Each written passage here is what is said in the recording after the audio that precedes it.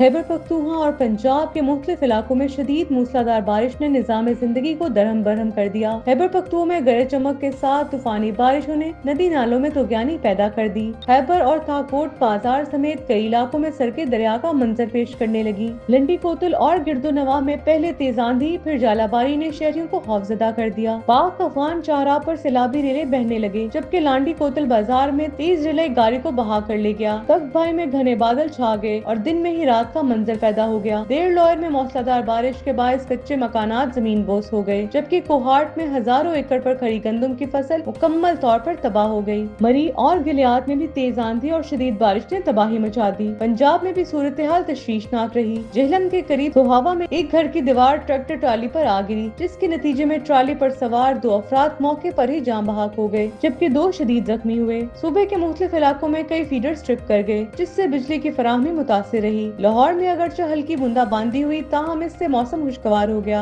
और गर्मी का जोर टूट गया। महकमा मौसमियात ने आइंदा 24 घंटों के दौरान मजीद बारिश की पेशगोई की है, जबकि नदी नालों में तुगयानी के बायस मजीद खतरात लाहक हो सकते हैं।